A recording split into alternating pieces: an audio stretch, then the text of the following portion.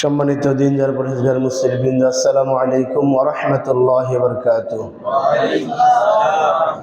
মহান আল্লাহ সুবহানাহু ওয়া তাআলার দরবারে শুকরিয়া জানাচ্ছি যে রব্বুল আলামিন পবিত্র শাবান মাসের আজকে শেষ জুমা, রমজান মাস আমাদের অতি সন্নিকটে। এমন একটি বরকতপূর্ণ দিবসে জুমাতে আমাদেরকে সালাতুল জুমা আদায় করার জন্য আল্লাহ তাআলা তার ঘরে যথাসময়ে বসার তৌফিক দিয়েছেন। পাশাপাশি মহাগ্রন্থ আল কোরআনে কারিম থেকে সংক্ষিপ্ত আকারে কিছু কথা বলা এবং শোনার জন্য আমাদেরকে বাছাই করেছেন। এজন্য আমরা আল্লাহ তাআলার দরবারে শুকরিয়া জানাচ্ছি, আলহামদুলিল্লাহ। পাশাপাশি অসংখ্য দুরুদ এবং সালাম পেশ করছি আমাদের নবী সাইয়্যিদুল মুরসালিন খাতামুন নবিয়্যিন মুহাম্মদুর রাসূলুল্লাহ সাল্লাল্লাহু আলাইহি সাল্লামের প্রতি। সকলে আমরা বলছি সাল্লাল্লাহু আলাইহি ওয়াসাল্লাম। আল্লাহুম্মা সাল্লি আলা মুহাম্মদ, আল্লাহুম্মা বারিক আলা মুহাম্মদ।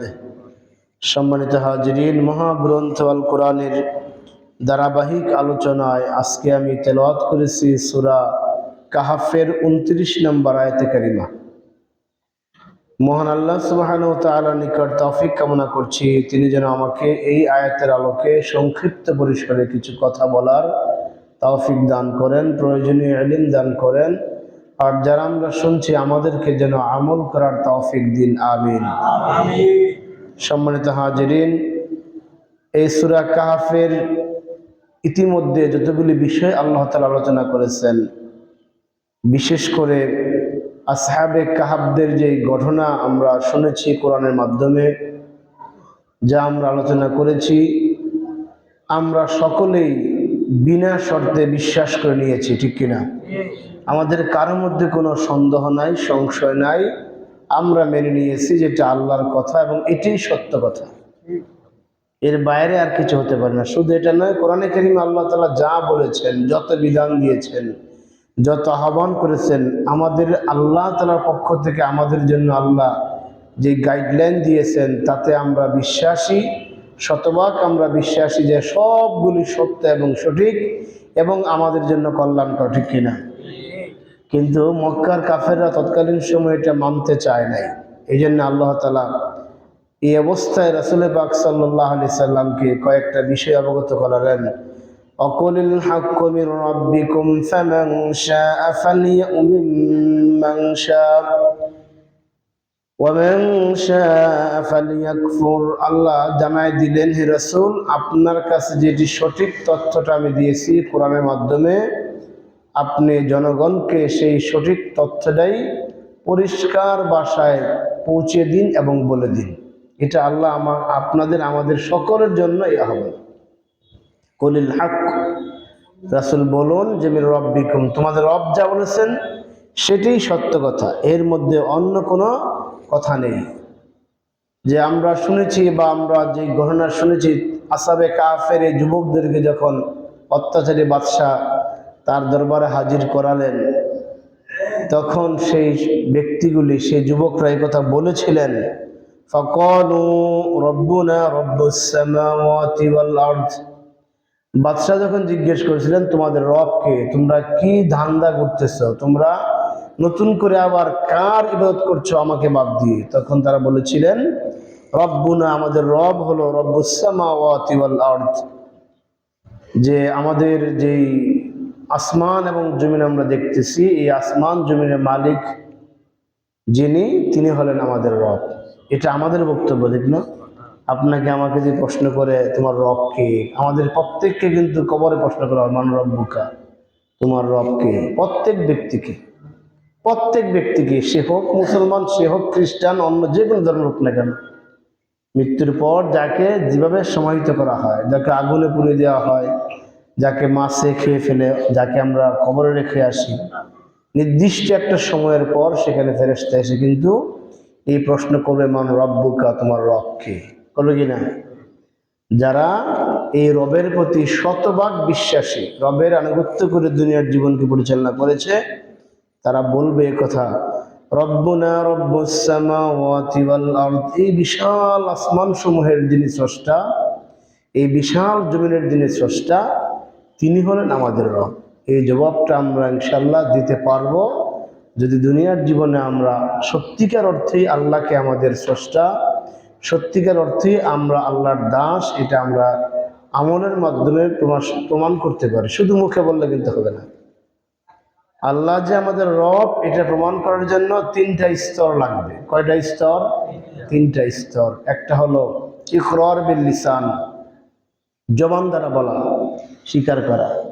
আরেকটা হলো তাসদিক বিল জিনান, অন্তরের মাধ্যমে সেটা স্বীকৃতি দেওয়া। মুখে একটা বলবো, অন্তর আরেকটা, এটা হলো মুনাফিকি। এটা কি মুনাফিকি? আমাদের মধ্যে সেই মুনাফিকি কিন্তু আছে। অনেক সময় আমরা কাউকে খুশি করার জন্য মুখে অনেক কিছু বলি, কিন্তু অন্তরে কিন্তু আসলটা লালন করি। সম্মানিত হাজিরিন, তো এই দ্বিতীয়টা হলো তাসদিক বিল জিনান, আর তৃতীয়টা হলো আমল বিল আরকান, আমলের মাধ্যমে এটাকে প্রমাণ করা যে আল্লাহ আমার স্রষ্টা। আমল কি? নামাজ পড়া। আমল কি? হালাল ইনকাম করা। আমল কি? হারাম থেকে বাঁচা। আমল কি? আল্লাহর জিকির করা। আমল কি? আল্লাহর যত হুকুম আল্লাহ দিয়েছেন, সত্য কথা বলা, মিথ্যা পরিহার করা, পর্দা করা, হালাল খাওয়া, হারাম বর্জন করা, এরকম যত কাজ আল্লাহ দিয়েছেন, এই সবগুলি কাজ যদি আমরা বাস্তবায়ন করতে পারি, এই তিনটার সমন্বয় হলো আমি একজন ইমানদার। প্রথম কাজ হলো মুখে স্বীকার করে লা ইলাহা ইল্লাল্লাহ মুহাম্মাদুর রাসূলুল্লাহ।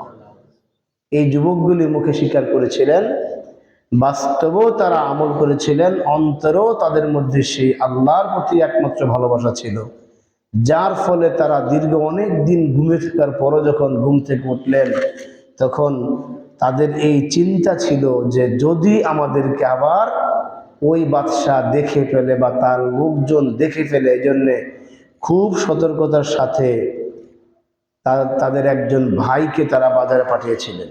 কারণ সেই যুবকরা রাজদরবারে স্পষ্ট বলেছিলেন, লান নাদউ মিন দুনি ইলাহা, আমরা আল্লাহ ছাড়া কাউকে কারো দাসত্ব মানতে পারি না। সে এই কথাগুলি এখানে বলে নিয়ে এসেছিলেন। আর যদি আমরা করে ফেলি, লাকাদ কুলনা ইযা শাতাতা, তাহলে এটা হবে আমাদের জন্য সবচেয়ে একটা অমঙ্গলজনক কাজ, যে আমরা আল্লাহকে বাদ দিয়ে একটা মানুষকে রব হিসেবে গ্রহণ করেছি। এই ঘটনাগুলি রাসূল সাল্লাল্লাহু আলাইহি সাল্লামকে আল্লাহ তাআলা পুনরাবৃত্তি করতেছেন এই জন্যে যে তিনি যেন এই কথা তাদের, ওই যে গত জুমাতে বলছিলাম মক্কার কাফিররা মুহাম্মদ সাল্লাল্লাহু আলাইহি সাল্লামকে এসে প্রস্তাব দিয়েছিলেন যে আসো আমরা একটু কাটছাট করে দিনকে একটু মানার চেষ্টা করি, কিছুটা আমাদেরটা গ্রহণ করো, কিছুটা তোমাদেরটা গ্রহণ করো।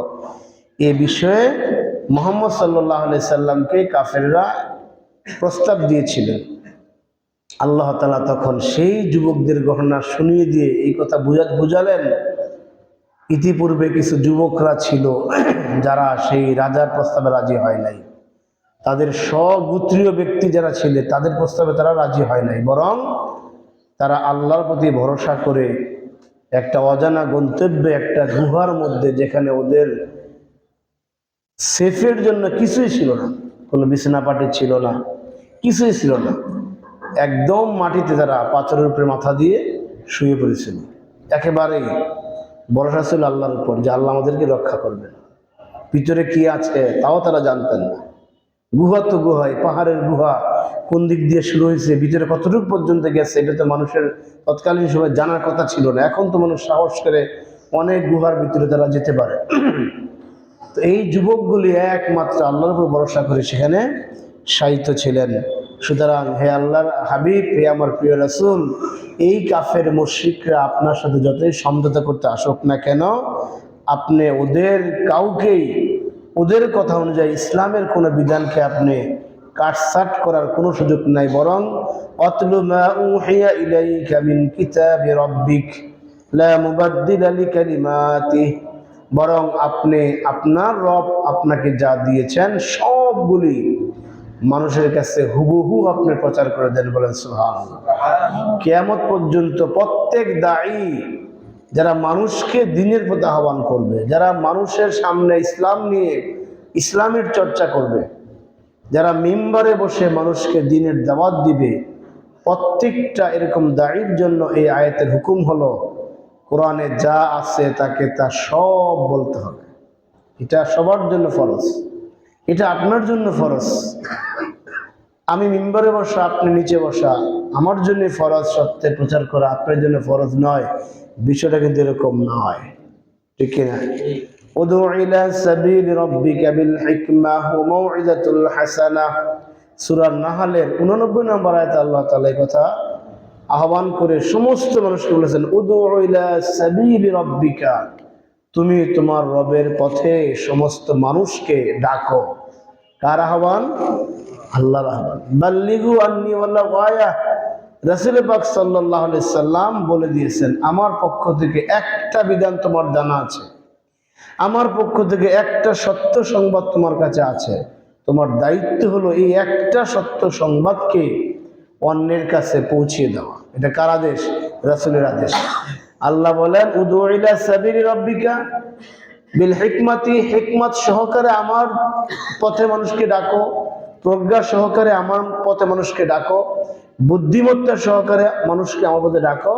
আর রাসূল বললেন, সেই ডাকতে গিয়ে যদি একটা বাণী তোমার কাছে জমা থাকে, তুমি মনে করতেছো আমি তো সাধারণ মানুষ, ইংরেজি শিক্ষিত মানুষ, বাংলা লেখাপড়া করেছি, আমার কাছে তো এই দাওয়াতি কাজ করার দায়িত্ব তো আমার না। না, রাসূলের উম্মত হিসাবে এই প্রত্যেকের এই কাজটা, প্রত্যেকের দায়িত্ব হলো উহিয়া ইলাইকা মিন কিতাবি রাব্বিকা, তোমার রবের পক্ষ থেকে কিতাবের মধ্য দিয়ে যা কিছু এসেছে সব তুমি মানুষকে দাওয়াত দাও।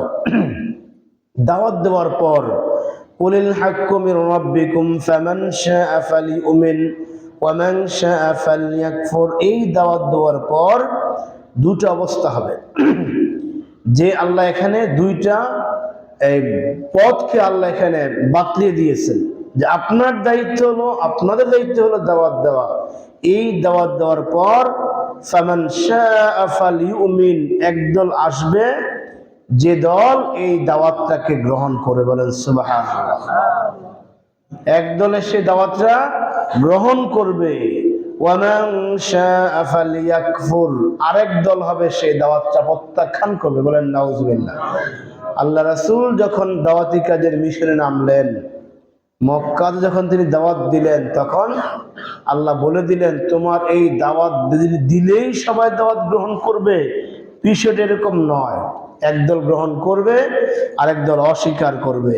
এখানে শুধুমাত্র এই আসহাবে কাহাফের কাহিনী একদল বিশ্বাস করবে, আরেক দল করবে না, এটাই বোঝানো হয় নাই। বরং কোরআনে যত বিষয় আছে, একেবারে সূরা ফাতিহার আলহামদুলিল্লাহি রাব্বিল আলামিন থেকে সূরা নাসের মিনাল জিন্নাতি ওয়ান নাস, এই গোটা কোরআনে ৬২২৬টি আয়াত। এই ৬২২৬টি আয়াতের মধ্যে আল্লাহ তাআলা যত বিধান দিয়েছেন, এই সমস্ত বিধানের মধ্যে কোনো সন্দেহ আছে? কোনো সন্দেহ আছে? সন্দেহ পোষণ করলে ঈমান থাকবে? থাকবে না। এটা আল্লাহ কোরআনের একবারে শুরুতে লা রাইবা ফীহি বলে দিয়েছেন, যে বান্দা তুমি যে কোরআনকে সামনে নিয়েছো, অধ্যয়ন করবে, কোরআনকে সামনে নিয়েছো, তেলাওয়াত করবে, কোরআনকে সামনে নিয়েছো, কোরআনের আলোকে তুমি তোমার জীবনকে চালাবে, বান্দা আগেই তোমার ঈমানটাকে পরিশুদ্ধ করো, ঈমানটাকে পরিষ্কার করো, তোমার আকীদাকে সাফ করো এই কোরআন সম্পর্কে। সেটা হলো লা রাইবা ফীহি, এখানে কোনো সন্দেহ নাই, বলেন সুবহানাল্লাহ। মানুষ পৃথিবীতে যত গ্রন্থ লিখেছে, দুনিয়াতে যত বই পুস্তক রচনা হয়েছে, দুনিয়াতে যত গল্প কাহিনী রচনা করা হয়েছে, প্রত্যেকটা বই পুস্তকের শুরুতে কিন্তু এই কথা বলা আছে যে আমি সাধ্যমতো চেষ্টা করেছি এখানে শতভাগ নির্ভুল করার জন্য, তারপরও যদি কোনো ভুল থাকে, পাঠক মহল যদি আমাকে অবহিত করেন, আমি সানন্দ চিত্তে গ্রহণ করে সেটাকে সংশোধন করব, ঠিক কিনা? দেখা থাকে না? এবং যত আপনার কাহিনী, নাটক, সিনেমা রচিত হয়, প্রথম একটা লেখা আসে, এই গল্পের কাহিনী সম্পূর্ণ কাল্পনিক। যদি কারোর সাথে, কোনো দলের সাথে, কোনো গোষ্ঠীর সাথে, কোনো ব্যক্তির সাথে কাহিনী মিলে যায়, তাহলে আমরা ক্ষমা প্রার্থী, এরকম লাগে কিনা? থাকে। কিন্তু আল্লাহ তাআলা কোরআনের ব্যাপারে স্পষ্ট বলেছেন, বান্দা লা রাইবা ফি, এই কোরআনে কোনো সন্দেহ নাই। সুতরাং এরপরও যদি এই কোরআনের কোনো বিধিবিধানকে নিয়ে কেউ সন্দেহ করে। এই জন্য আল্লাহ তাআলা বলে দিলেন যে দুইটা দল হবে, ইন্না হাদাইনাহুস সাবিলা ওয়া ইম্মা শাকিরা ওয়া ইম্মা কাফুরা। আল্লাহ বলেন এই কোরআনের মাধ্যমে সূরা দাহরের 3-4 নম্বর আয়াতগুলো বলা হয়েছে যে এই কোরআন আপনি যখন প্রচার করবেন, কোরআনের কথাগুলি মানুষের কাছে বলবেন, উপস্থাপন করবেন, তখন দুইটা দল হবে, ইন্না হাদাইনাহুস সাবিলা ইম্মা শাকিরা। এক দল হবে আপনার কৃতজ্ঞতা গ্রহণ করবে, আপনার কৃতজ্ঞতা গ্রহণ করবে, রবের কৃতজ্ঞতা গ্রহণ করবে, তারা দিনকে মেনে নিবে। আরেক দল হবে ওয়াইম্মা কাফুরা, এরা কুফরির পথ অবলম্বন করবে। সুতরাং যারা কুফরির পথ অবলম্বন করবে তাদের কি পরিণতি হবে, আল্লাহ তাআলা এই সূরা কাহফের 29 নম্বর আয়াতের পরের অংশে বলতেছেন, ফামান শাআ ফালিউমিন ওয়া মান শাআ ফালিয়াকফুর। একদল আছে এটাকে গ্রহণ করবে, আরেক দল এটাকে অস্বীকার করবে। ইন্না আ'তাদনা লিয-যালিমিনা নারা, যে সমস্ত জালেমরা এটাকে গ্রহণ করবে না, কুফরির পথ অবলম্বন করবে, আল্লাহ তাআলা তাদেরকে বলে দিলেন এই কাফেরদের জন্য আমি প্রস্তুত করেছি জাহান্নামের আগুন। বলেন নাউযুবিল্লাহ। এখানে আল্লাহ তাআলা আগুনের সংবাদ দিচ্ছেন, দুঃসংবাদ দিচ্ছেন। কোরআনকে যারা গ্রহণ করবে না, কোরআনকে যারা মানবে না, আল্লাহর বিধানকে যারা অ্যাভয়েড করে, আল্লাহর বিধানের বাইরে নতুন কোনো বিধান তালাশ করে জীবনটা পরিচালনা করার চেষ্টা করবে, আল্লাহ বলতেছেন ইন্না আ'তাদনা লিয-যালিমিনা নারা। এদেরকে আল্লাহ জালেম বলেছেন, জালেম অত্যাচারী। জালেমদের জন্য জান্নাত নাই। কোরআনের বহু জায়গায় আল্লাহ বলেছেন ইন্নাল্লাহা লা ইয়াহদিল কওমায যালিমিন, জালেমদেরকে আল্লাহ হিদায়াত দান করেন না। জালেম হলো অত্যাচারী, অর্থাৎ যেই বস্তুটা যেখানে রাখার কথা সেখানে না রেখে অন্য জায়গায় রেখেছে, এরকম বলা হয় কি জালেম। মানুষ আমরা গুনাহের কাজ করার কথা নয়, কিন্তু গুনাহ করে ফেলেছি, এখন কি করেছি, আত্মার সাথে জুলুম করেছি। রব্বানা যালামনা আনফুসানা, আদম আলাইহিস সালাম, হাওয়া আলাইহিস সালাম এই দুইজন মিলে দোয়া করেছিলেন আরাফার ময়দানে, যেখানে ইমাম সাহেব ভাষণ দেন মসজিদে নামিরা, মিম্বরটা যেখানে বর্তমানে স্থাপন করা হয়েছে ঠিক সেখানে দাঁড়িয়ে আল্লাহর কুদরত, হাজার হাজার বছর আগের পা আল্লাহ মিলিয়ে দিয়েছেন, সুবহানাল্লাহ। যেখানে দাঁড়িয়ে আরাফার ময়দানে সেখানকার খতিব ভাষণ দেন মসজিদে নামিরার মিম্বরে, ঠিক এই জায়গায় দাঁড়িয়ে আদম ও হাওয়া আলাইহিস সালাম স্বামী স্ত্রী একত্রে দোয়া করেছিলেন রব্বানা যালামনা আনফুসানা, আল্লাহ আমরা দুজনেই, আমি এবং আমার স্ত্রী দুজনেই আমাদের আত্মার উপর জুলুম করেছি। এই তারা নিজেরা বলেছিলেন। আমরা শুধু জুলুমের কথায় আসলে আমরা শুধু এইটুকু বুঝি, একজন আরেকজনকে অন্যায়ভাবে আঘাত করা, অধিকার বঞ্চিত করা, এটা জুলুম শুধু এটাই নয়। আজকে সকাল থেকে নিয়ে পর্যন্ত এই 6-7 ঘন্টার মধ্যে, 4-5 ঘন্টার মধ্যে আমরা যতগুলি গুনাহ করেছি, প্রত্যেকটা গুনাহ আমাদের নফসের উপর, আত্মার উপর একটা জুলুম করেছি, ঠিক কিনা? এই জন্য এই গুনাহের শাস্তি হলো জাহান্নাম, যদি সেটা বড় আকারের শিরকের পর্যায়ে হয়ে যায়। এই জন্য আল্লাহ বলছেন যে ইন্নাল্লাহা লা ইয়াহদিল কওমায যালিমিন, জালেমদেরকে আল্লাহ তাআলা কখনো ক্ষমা করবেন না। এই জালেমদের জন্য আল্লাহ বলতেছেন আয়াতের পরবর্তী অংশ, আহাতা বিহিম সুরাদিকুহা, এদেরকে জাহান্নামের যে লেলিহান শিখা, সেই লেলিহান শিখাটা তাদেরকে বেষ্টন করে রেখেছে। বলেন নাউযুবিল্লাহ। সেটা দুনিয়া থেকে হতে পারে, কবরে যাওয়ার পরেও হতে পারে, হাসরের ময়দান পার হলেও হতে পারে। তবে অধিকাংশ মুফাসসির কিরামরা বলেছেন যে হাসরের ময়দানের পর যখন তার জাহান্নাম ফায়সালা হবে, তখন তার পায়ের মধ্যে, শরীরের মধ্যে 70 জিরাআন 70 গজ লম্বা একটা শিকল পরিয়ে দেওয়া হবে। বলেন নাউযুবিল্লাহ। যে শিকলটা হবে আগুনের তৈরি, যেটা আল্লাহ তাআলা সূরা দাহরের 4 নং আয়াতে বলেছেন ইন্না আ'তাদনা লিল কাফিরিনা সালাসিলা ওয়া আগলালান ওয়া সাঈরা। আমি সেই জাহান্নামীদের কুফরি যারা করলো, আমার কোরআনকে যারা অবিশ্বাস করলো, যারা জুলুম করলো, এই সমস্ত জালেম এবং কাফেরদের জন্য আমি রেখেছি আ'তাদনা, আমি প্রস্তুত করে রেখেছি সালাসিলা, যেই শিকল দ্বারা মানুষকে বাঁধা হয়, ও আগলালা, যেই ডান্ডা বেরি পরানো হয়। ডান্ডা বেরি আর শিকল দুই জিনিস, আপনারা ভালো জানেন, এগুলা এই শব্দের ব্যাখ্যার প্রয়োজন নাই। ওয়াসাইর, এবং আগুনের তৈরি লেলিহান শিখা, এই তিনটা বস্তু কাফেরদের জন্য আল্লাহ তাআলা প্রস্তুত করে রেখেছেন, যেটা হিসাবের পরে এদেরকে লাগানো হবে। আর এই যে এখানে বলা হচ্ছে যে ইন্না আ'তাদনা আহাতা বিহিম সুরাদিকুহা, জাহান্নামের লেলিহান শিখা তাদেরকে ঘিরে রেখেছে। এটার ব্যাখ্যা হলো দুনিয়ায় থাকতেই, অর্থাৎ যাদের অবস্থান জাহান্নামে হবে, যারা জাহান্নামী, দুনিয়ায় থাকতেই তারা সেই জাহান্নামের লেলিহান শিখার মধ্যে যারা আটকে আছে, বলেন নাউজুবিল্লাহ। এখন বুঝতে পারেন যে হুজুর, আমরা তো শুনেছি যে জাহান্নামের যে লেলিহান শিখা, সেই শিখাটা একজন মানুষকে 70,000 বছরের পথের আগে থেকেই তাকে সে তার হিট উত্তপ্ত সে পাবে, কিন্তু দুনিয়াতে তো আমরা সেই উত্তপ্তা পাচ্ছি না। এর উত্তর হলো দুনিয়াতে আল্লাহ তাআলা সেই উত্তাপটা দেবেন না, বরং তাহলে প্রশ্ন হলো বুঝতে পারবো কিভাবে যে আমি যে জাহান্নামের লেলিহান যে আমার চারদিকে বেষ্টন করা আছে, এটা বুঝবো কিভাবে? এর জন্য সহজ অর্থ হলো, অর্থাৎ সহজ বক্তব্য হলো যে যাকে আল্লাহ তাআলা, যার পিছনে এই জাহান্নামের লেলিহান এই সুরাদা লাগিয়ে রেখেছেন, সে দুনিয়ার জীবনে ভালো কাজের চাইতে মন্দ কাজ বেশি করবে। তার দ্বারা যেটুকু ভালো কাজ হবে, এর চাইতে মন্দ কাজটা কি হবে? বেশি হবে। কাফেররা তো চিরকালের জন্য জাহান্নামী, এদেরকে তো আর বলার অপেক্ষা রাখে না, আর আল্লাহকে গ্রহণই করেন না, আল্লাহকে মেনেই নেন নাই, এই জন্য তারা চিরস্থায়ী জাহান্নামী।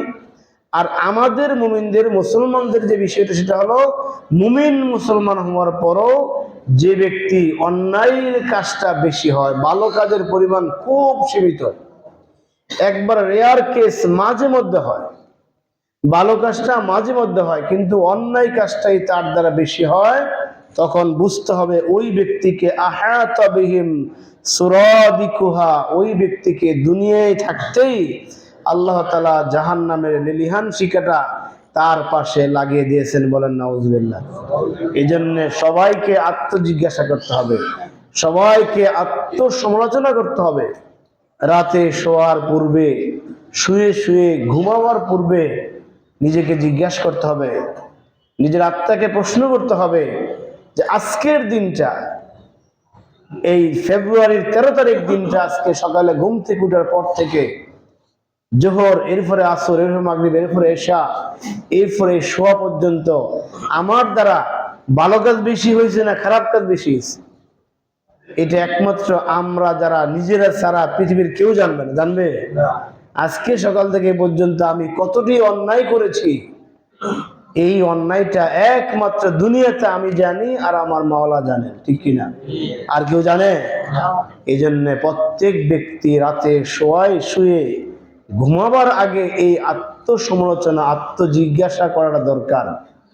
তাহলে এই আত্মসমালোচনায় যদি তার বেশিরভাগ আসে যে আজকে যেটুক ভালো কাজ করেছি তার চাইতে অন্যায় কাজটা বেশি হয়েছে, তখন বুঝতে হবে আহাতা বিহিম সুরাদিকুহা, জাহান্নামের লেলিহান শিখাটা দুনিয়াতেই তার জন্য বেষ্টনী হিসাবে, দুনিয়াতেই সেটা তার সাথে তাকে সে আবদ্ধ করে রাখা হয়েছে, এখান থেকে সে ছুটতে পারবে না। পর্যায়ক্রমে যদি সে এই তাওবা ইস্তেগফার করে ফিরে না আসতে পারে, তখন তার দ্বারা আস্তে আস্তে আস্তে আস্তে অন্যায় কাজ বাড়তেই থাকবে, অন্যায় কাজ বাড়তেই থাকবে, করতে করতে করতে করতে সে দুনিয়া থেকেই জাহান্নামের ডান্ডা বেরিয়ে পড়িয়ে দুনিয়ার অবস্থায় সে জাহান্নামের সীমানার মধ্যে পা দিয়ে সে ব্যক্তি দুনিয়া থেকে বিদায় নিয়ে, বলেন নাউজুবিল্লাহ। এই জন্য মুসলমান হিসাবে, ইমানদার হিসাবে আমাদের প্রত্যেকের প্রয়োজন হলো আল্লাহর বিধানের বাইরে না যাওয়া। আল্লাহর বিধানের, আল্লাহর হুকুমের বাইরে যাওয়া মানেই নিজেকে জাহান্নামের দিকে এগিয়ে দেওয়া, এগিয়ে নেওয়া। একজন ব্যক্তি আল্লাহর যত বিধানের বাইরে যাবে সে জাহান্নামের তত কাছাকাছি অবস্থান করবে, জান্নাত থেকে সে তত দূরে সরে যাবে। আমাদের বিষয়গুলি খেয়াল রাখা উচিত। সম্মানিত হাজির, আয়াতের পরবর্তী অংশ, এই জাহান্নামীদেরকে যখন জাহান্নামে ফেলে দেওয়া হবে তখনকার অবস্থাটা আল্লাহ তাআলা এখানে বলতেছেন, ভয়াবহ অবস্থা। জাহান্নামে যখন এই ব্যক্তিগুলাকে জাহান্নামে দিয়ে দেওয়া হবে, তখন তারা ক্লান্ত হয়ে আগুনের লিলিহান শিখার মধ্যে তারা জ্বলে পুড়ে ক্লান্ত হয়ে তৃষ্ণার্ত হয়ে যাবে, ক্ষুধার্ত হয়ে যাবে। এই তৃষ্ণার্ত হওয়ার পর তারা আল্লাহর কাছে পানি চাবে যে আল্লাহ অনেক কষ্ট দিচ্ছে, একটু পানির ব্যবস্থা করে দাও। তারা পানি চাবে সেখানে, যে পানি দাও, পানি দাও। এই পানির জন্য হাহাকার লেগে যাবে। পানি মানুষ দুই কারণে সেখানে চাইবে। এক নম্বর কারণ হলো অতিমাত্র ক্ষুধার্ত হওয়ার কারণে সে যখন খাবার খেতে লাগলো তখন গলার মধ্যে তার খাবারটা আটকে গেল, তখন কি করে? পানি খায়। এটা আমরা করি, দুনিয়াতে করি। আমরা তৃষ্ণা হলে পানি পাই, পানি চাই, অথবা খাবার যখন আমাদের গলায় আটকে যায় তখন কি করি? পানি খাই। কাফেরদেরকেও এই জাহান্নামে যখন খাবার দেওয়া হবে,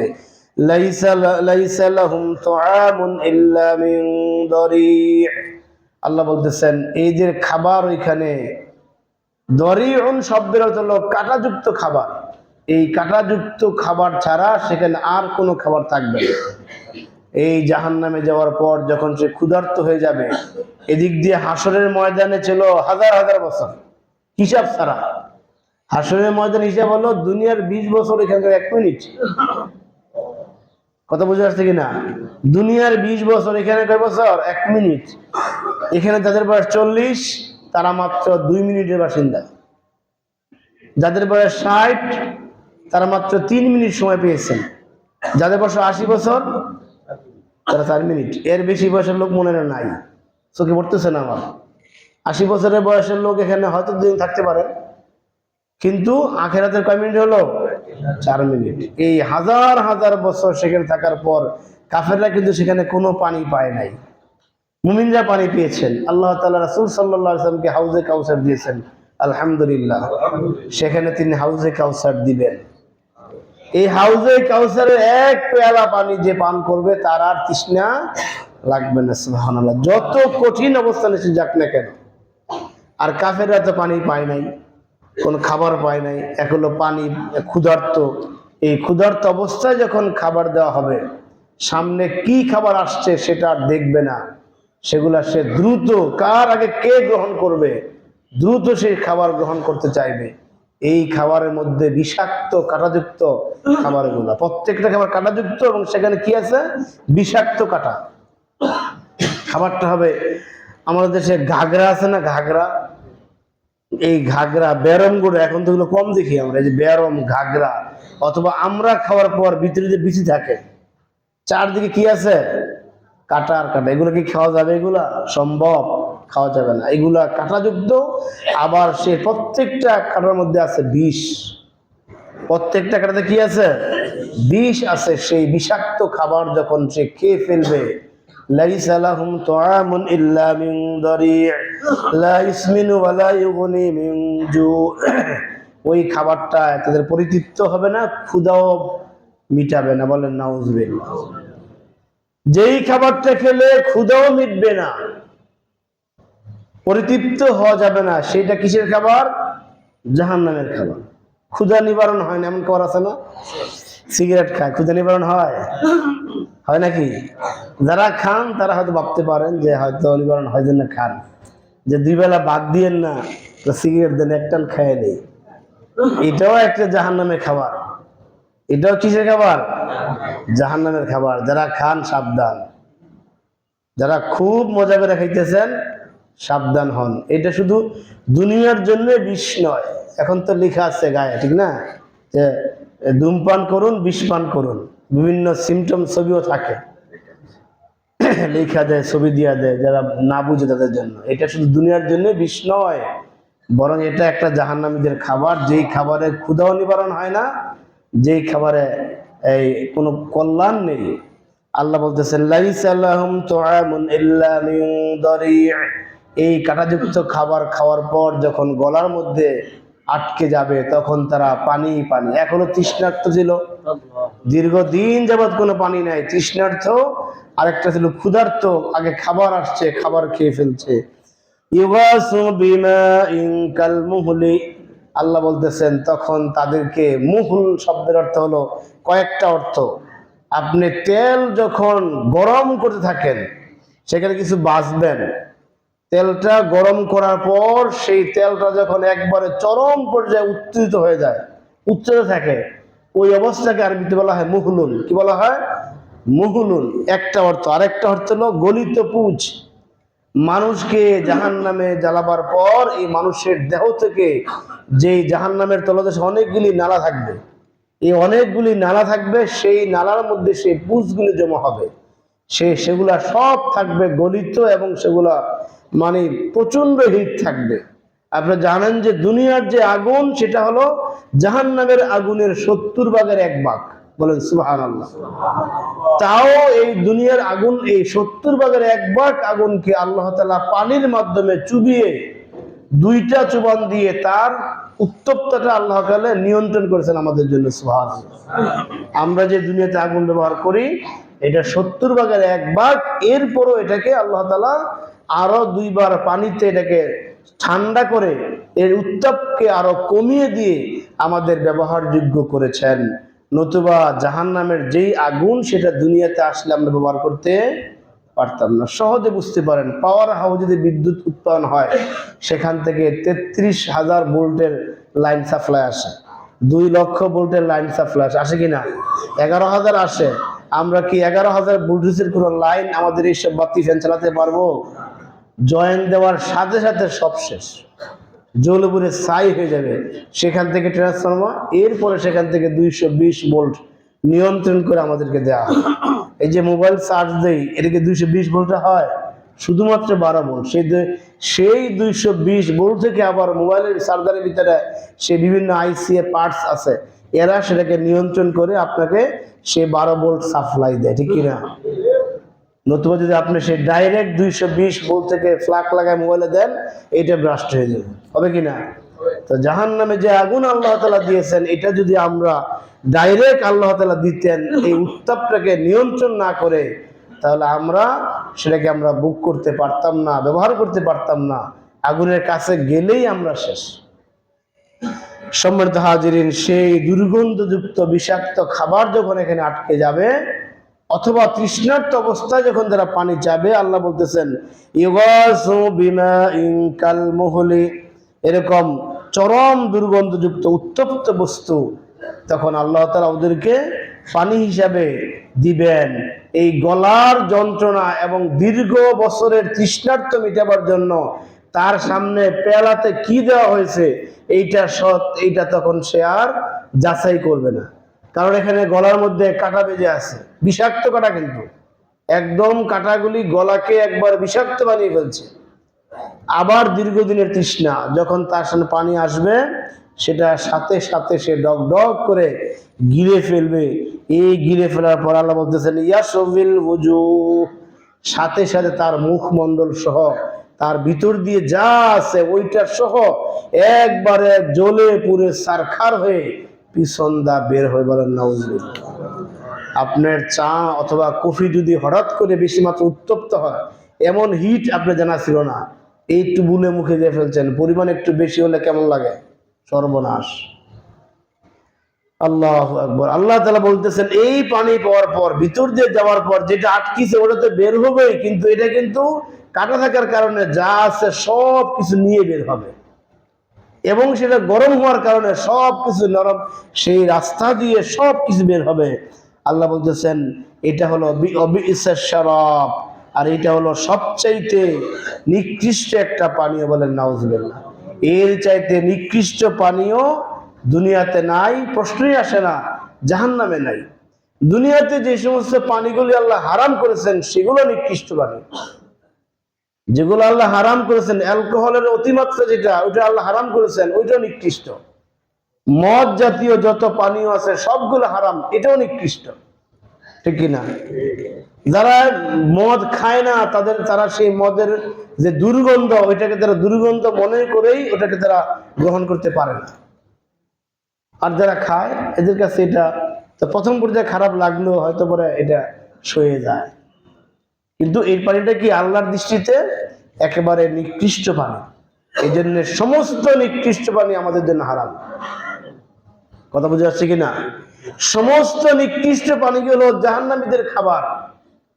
যারা মদ পান করে এদের পাকস্থলীতে 1 ফুটা মদ ঢুকলো, এই 1 ফুটা মদ ঢুকার পরে যে 40 দিনের মাথায় তার মৃত্যু হয়। খেয়াল করেন, আজকে হলো 13 তারিখ, আগামী মার্চ মাসের মনে করেন 10 তারিখ বা 12 তারিখে 40 দিন হবে, যেহেতু এই মাস 28 মাস, 2 দিন কম হবে। আগামী এই মার্চ মাসের 10 তারিখে যদি 40 দিন হয়, 12 তারিখে যদি 40 দিন হয়, এই 40 দিন আগামী মার্চের 10, 12, 13 তারিখের আগে যদি তার মৃত্যু হয়, সে জাহান্নামী। বলেন নাউজুবিল্লাহ। কারণ সে নিকৃষ্ট পানিটা পান করছে, যেই পানিটা কোনো বেহেশতি মানুষ পান করতে পারে না। এই জন্য যে সমস্ত মানুষরা মদ খোর, যাদেরকে আমরা বলি মদ পান করে, ওদেরকে সতর্ক হওয়া দরকার। মদ খাওয়ার পর স্ট্রোক করে সে মারা গেল, 1 দিন 2 দিন 3 দিন 40 দিন, এর মধ্যে সে মারা গেলে সে বেহেশতে যাবে না। এর ভিতরে সে যত ভালো কাজ করুক, যদি তওবা করে মাফ না দিতে পারে, তওবা যদি করে মাফ পেতে পারে তাহলে সেটা ভিন্ন কথা। আর যদি তওবা করে সে মাফ না করে, তওবা করে নাই কিন্তু ভালো কাজ করতেছে, নামাজও পড়তেছে, অন্য ভালো কাজ করতেছে, দান করতেছে, কিন্তু সে যে 1 ঢোক মদ খেয়েছিল এই জন্য সে কি চায় নাই? মাফ চায় নাই। এর মধ্যে সে মারা গেলে রাসূল বলেন সেই ব্যক্তি জাহান্নামী। জাহান্নামী বলেন নাউজুবিল্লাহ।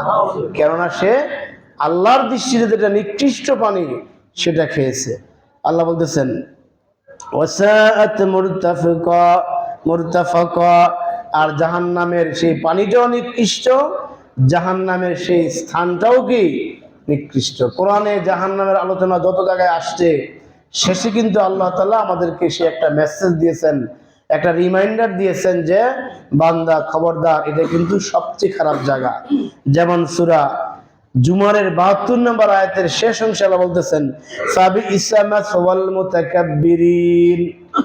এই আয়াতে বলতেছেন ফাবিইসা মাসওয়াল মুতাকাব্বিরিন, অহংকারীদেরকে যে জাহান্নামে দেওয়া হবে সেই জাহান্নামটা হলো অত্যন্ত নিকৃষ্ট জায়গা। বলেন নাউজুবিল্লাহ। সূরা আযাবের 66 নম্বর আয়াতে বলতেছেন ইন্নামা সাআত মুস্তাকাররা ওয়া মুকামা। সেখানেও জাহান্নামের আলোচনা করার পর আল্লাহ বলতেছেন ইন্নাহা সাআত, নিশ্চয় এই জায়গাটা হলো মুস্তাকাররা, বসবাসকারী হিসাবে, ও মাকামা, এবং আবাসস্থল হিসাবে এই জায়গাটা হলো সবচাইতে নিকৃষ্ট একটি জায়গা। নাউজুবিল্লাহ। এই জন্য আমরা আল্লাহ তাআলার নিকট এই নিকৃষ্ট জায়গা থেকে পানা চাই। আমরা দোয়া করি আল্লাহ তাআলা আমাদেরকে যেন এই নিকৃষ্ট জায়গার বাসিন্দা না করেন। এই আয়াতের আলোকে নিকৃষ্ট জায়গায় যাবে কারা? যারা আল্লাহর কোরআনকে মানে নাই। মক্কার কাফিরদের উদ্দেশ্যে আল্লাহ বলতেছেন হে আমার প্রিয় হাবিব, আপনি কোরআনকে কোনো কাটছাঁট না করে, এখানকার কোনো বিষয়গুলিকে আপনি পরিবর্তন করার চিন্তা না করে, ওদের কোনো প্রস্তাবে আপনি আপোষ না হয়ে, সমঝোতা না করে, আপনাকে আমি যা দিয়েছি কুলিল হাক্কু মির রাব্বিকুম, আপনি বলে দেন এই সবগুলি সত্য কথা। বলেন সুবহানাল্লাহ। এরপরে বলার পর যদি কেউ এটাকে গ্রহণ করে আলহামদুলিল্লাহ, আর যদি গ্রহণ না করে সে হবে জালেম, সে হবে কাফের, সে হলো ফাসেক। সুতরাং এই জালেম, কাফের, ফাসেকের জন্য রয়েছে জাহান্নাম, যেই জাহান্নামের সামান্য একটা অবস্থান আল্লাহ তাআলা আয়াতে বলেছেন, যেটা আমরা তখন আলোচনা করলাম। এটা একটু সামান্য অবস্থানের কথা বলা হয়েছে, শুধুমাত্র পানির কথা বলা হয়েছে। আরো তো বহু শাস্তি জাহান্নামে আছে বিভিন্ন আয়াত থেকে। এই জন্য এখান থেকে আমাদের মেসেজ হলো কোরআনে আল্লাহ যা বলেছেন সব কি সত্য, লা রাইবা ফিহ, কোনো সন্দেহ নাই। আছে নাকি কোনো সন্দেহ? এইটা মাথায় রেখে আমল করতে হবে। এই আকীদা সম্পূর্ণ না হয়ে আমল করলে সে আমলটা গ্রহণযোগ্য হবে না। আল্লাহ তাআলা আমাদেরকে বুঝার তৌফিক দিন, আমিন।